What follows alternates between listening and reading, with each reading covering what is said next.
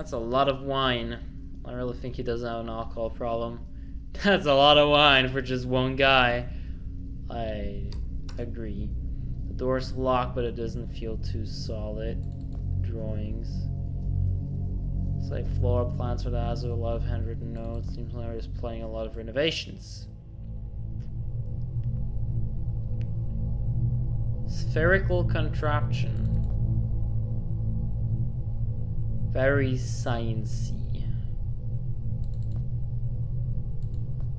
It's just a regular desk lamp.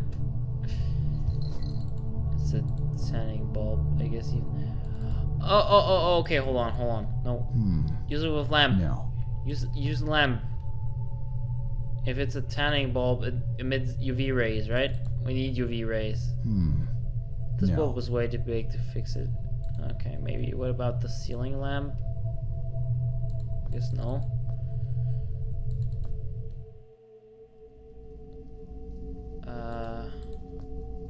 This.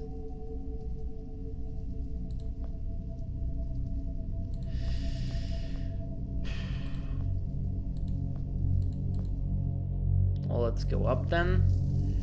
There should be a lamp around that can do this. Oh wait, right. This lamp was big, right? You were big lamp. You are maybe the kind of lamp, I hope. Yes, you are. Time to go into the future. Oh, jeez. Those are some tough vines. I need to get to Lambert. Inside is my best bet. It's stuck. Door stuck.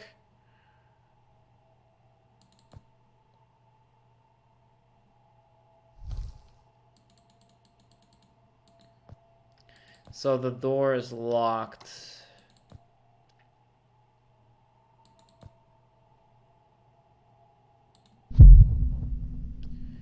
Doesn't necessarily mean we have to change time in that room, right? Yep. We can also do it here. Barrel. It's just an empty barrel. Looks some kind of water collection system. I mean, Lambert was a fucking genius after all.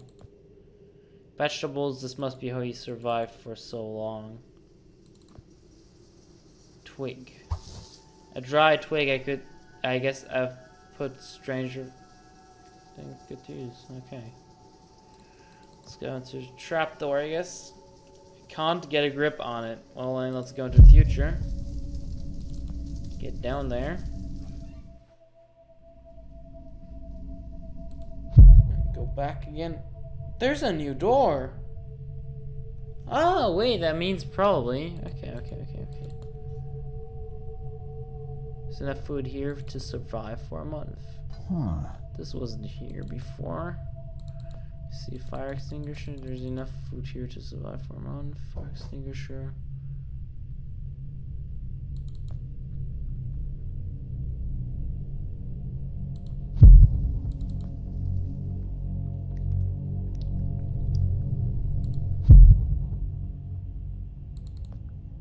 It's done. Wow, man, this is really something. According to those other blueprints, this was Lambert's first version of the time machine. It looks completely abandoned, though. I got an oil drum here. Got the lid off. It's full of oil. The twig's all oily now. I do not know. Dark room over here. Bulb and equipment. I do not know what I'm hoping to do with that fiery twig, but whatever. Oh, please don't tell me I gotta burn this down. I wouldn't know how.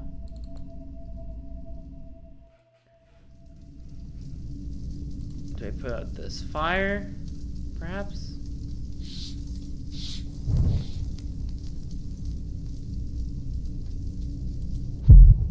It's out of water.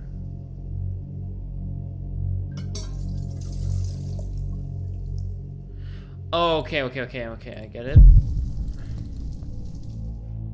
I think I do get it. Go here. vines, make them all... This does absolutely nothing. I need to get rid of those vines. Spray water on them. This, I'm not sure this makes sense. Yeah, me neither.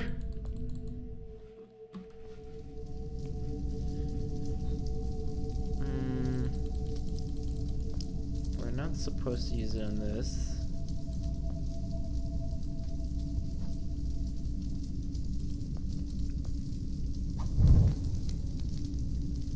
Oh, Jesus. I better do it quick. Yes, I totally agree.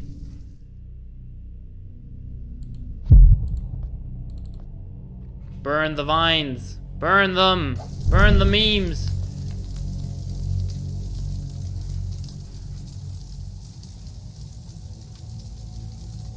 I guess I need to... Yeah, you're done with playing with fire for today. I was stuck in there pretty good, but I got it.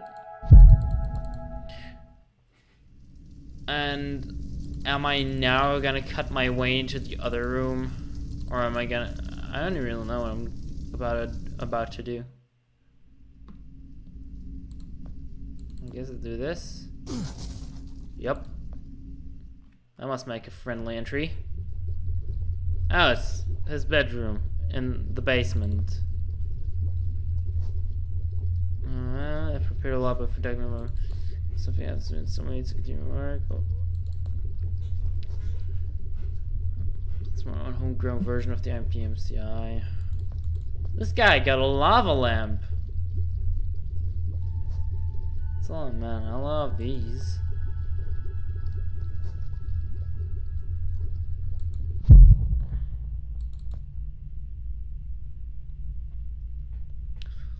Every night, electrical socket.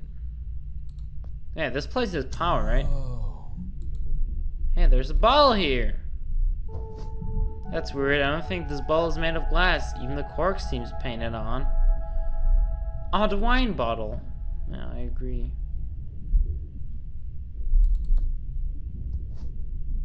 Promise this week, 2 months off cold nights since the imbecile broke my bedroom door.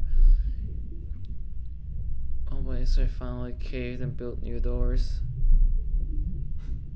I like to see him blunt his way for these. Still, I must admit he gives an entirely new meaning to the term idiot-proof. Hey, we're not an idiot. A wine bottle with aquarium. Oh, okay. Yeah, it makes sense. There's a bottle missing. Plonk that in there. Secret passage opens. Oh, hi. Yeah. Stop right there. Whoa, wait. Mr. Lambert, sir, it's me, Joe. I don't know you. What are you doing in my house? You sent me here, remember? I've done no such thing. For an intruder, you're not very bright, you know that? For all the commotion you caused getting in here, you might as well have brought a bulldozer. Now, you have exactly 5 seconds to explain what you're doing here, or so help me God, I'm pulling this trigger and sending you on your way. 5. I was sent here. 4. By you. 3. You told me to find you, to warn you about the end of the world. 2. You were old, with white hair, and you got shot. Oh, God, please don't shoot me, Mr. Lambert. This, you gave me this. It's an chrono. It's a time machine. I gave you that? Yes! I've never seen anything like it, but on the back, that's my family signet. I made this? It's simply magnificent. I gave this to you? Why? Who are you? Name's Joe, sir. I'm just a janitor at the Archon building. I found you in a room with a big round door in the basement labs this morning, and you were dying. You said you'd come from 40 years in the future to stop the end of the world. I guess I was the only one around, so you gave me this and told me to find you and tell you all this, and I've been there. The future, I mean. A bunch of times. And you were right, Mr. Lambert. Everyone's gone. My God, so it did come to pass. They really did it, those greedy goddamn bastards. I told them this would happen. Wait, I was dying? How? You said you'd been shot. I had to actually find you at the morgue to get this address. Shot? By whom? No, wait. Don't say anything else. You've succeeded in finding me, which means anything you tell me from this point on could alter the course of action that brought you to my doorstep. The less I know, the better. So, you've seen the future. What did you see? It's like a bad dream, sir. Everyone's gone. Buildings are coming apart. It's all just quiet. What happened, Mr. Lambert? It is Dr. Lambert. And considering all the effort you just went through to find me, not to mention bearing witness to the horrific outcome of the biggest breakthrough in the history of science, I suppose I owe you some kind of explanation.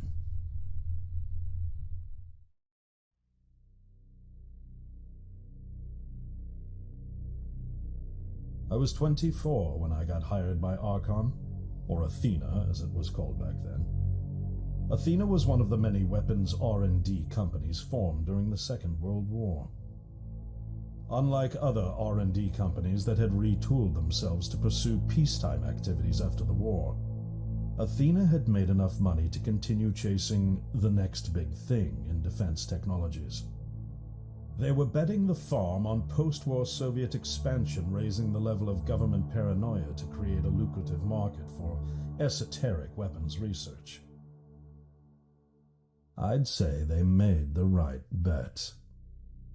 Still a theoretical physicist at MIT, my thesis on the possibility of time travel via dimensional membranes got published shortly after I was hired in 1961. Company heads were so impressed, they gave me a team and a budget. Development exceeded even my own expectations, and after only 6 years, we had the first primitive version of the time machine up and running.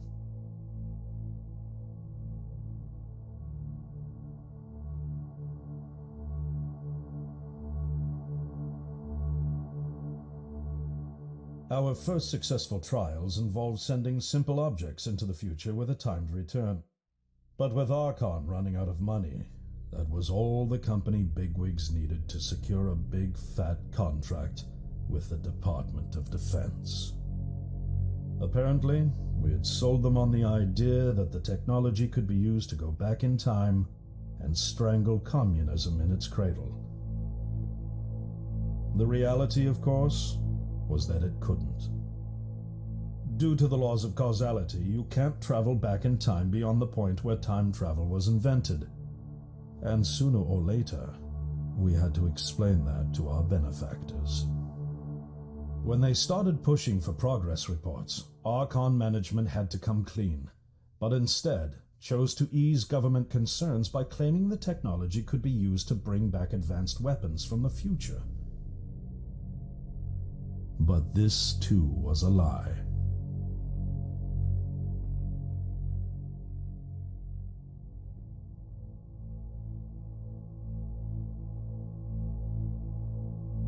At this point, we'd already had our first of many human trials, and we knew there would be no weapons. In fact, our results were as terrifying as they were baffling. Time pilots returned frenzied and confused, raving about empty streets and human remains. At first, we assumed the city had suffered a Soviet attack in the near future and had been evacuated as a result. But as we pushed on further, the terrible reality became clear. Time pilots started returning fatally ill, dying within a day or two from painful convulsions. Some never returned. We lost several pilots, machine prototypes, and other equipment. When the first contamination erupted in the lab, we were completely unprepared losing 3 lab technicians to what we later identified as an incredibly aggressive airborne virus.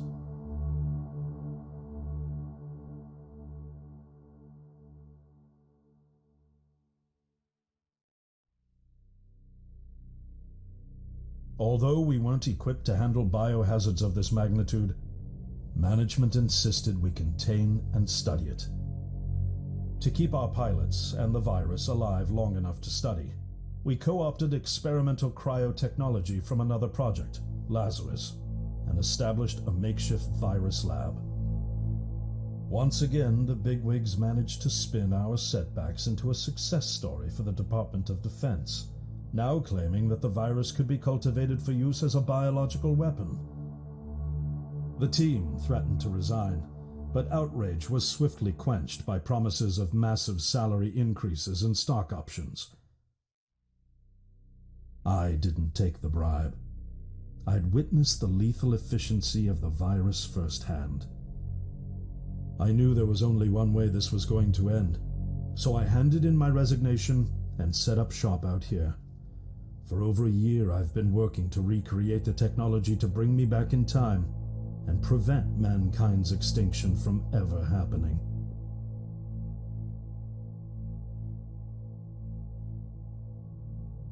And now you're here, the harbinger of doom at my doorstep, wearing a boiler suit. Who could have imagined that Judgment Day would begin like any other Monday in May? In any case, unfathomable as it may be that you were able to bring this information to me, knowing is only half the battle. Preventing the outbreak will require more than just your tenacity. Me? Wait, what? Yes, I'm afraid I must rely on you one more time. You must go back to Archon and prevent the outbreak. No, that's, I mean, I'm really honored and everything, but... Believe me, you're the last person in the world I want to entrust with this, and I mean that quite literally. But by this time tomorrow, the entire city will have succumbed to chaos, panic, and death. You're here now, and you're all I've got. Wait, but what about you? Can't you fix this, Doc? Don't you have a plan? I can't go myself, because that would break the law of causality. The only reason you are here to warn me now is because I was there to send you. And the only reason I was there to send you is because I was able to bring my work to fruition here. But... We've no time to waste. It's the only way. You told me you found me this morning, correct? Yes, but... That means I failed to stop it, and the outbreak has already begun. The time pilot for today's trials must have brought the virus back from the future, which then somehow got out of the containment chamber and spread. That pilot is Patient Zero. I need you to destroy the supercomputer system controlling the time machine. All the research data is stored there too. You must destroy it before the time machine departs. I'm reconfiguring your device to send you back 1 day earlier. This should allow you ample time to return to Archon and get inside. On the other shore from here, about 500 yards down the road, is a rest stop. You'll find a van there, fueled and ready to go. Oh, I already have a ride. Which won't be there yesterday, you ninny. Now stop interrupting me. One last thing, and I need you to listen carefully because this is very, very important. Make sure you do not meet the earlier version of you. Why? What will happen? No one knows for sure. It's one of the conundrums not yet accounted for. There are theories, of course. None of them pleasant. Now, let's get you ready.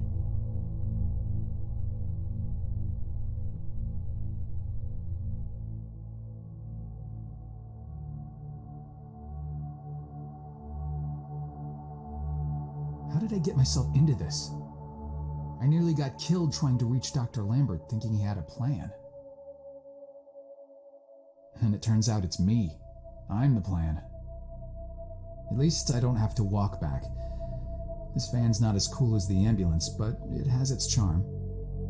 And it sure was nice of him to pack me lunch.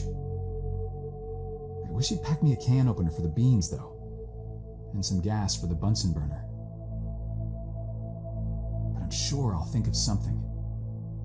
I've got several hours of driving ahead of me after all.